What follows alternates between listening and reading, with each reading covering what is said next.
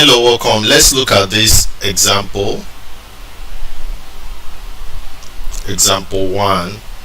A gas, B, benzene, A, mixture. So this is a mixture of a gas, B, and benzene, A. Is saturated at 1 bar and 320 Kelvin. Calculate the absolute humidity. Calculate the absolute humidity if B is A, nitrogen, and also if B is carbon dioxide. So calculate when it is nitrogen and when it is carbon dioxide. So solution, first of all we need to note the molecular weight of benzene. You know, benzene is the A, that's the vapor phase, and it is 78 gram per mole.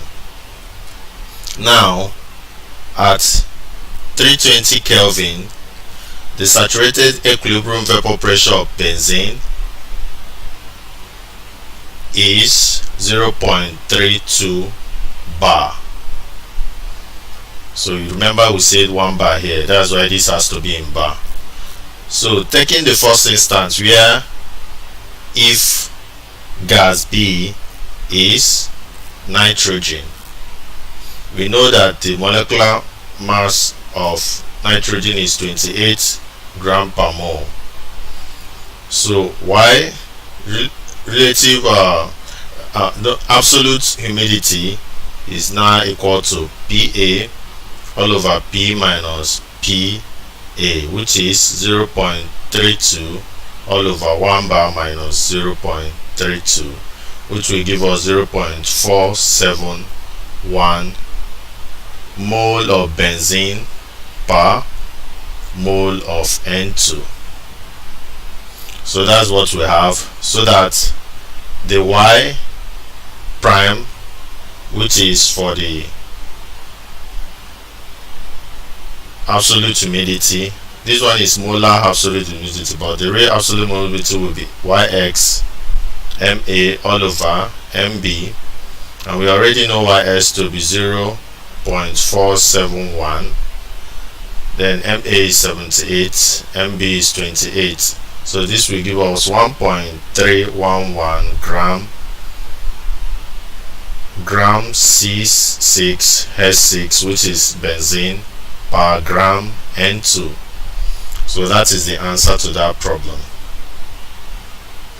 Now if we are to calculate for when it is CO2, that is if B is CO2, MB molecular mass for CO2 is 44 gram per mole.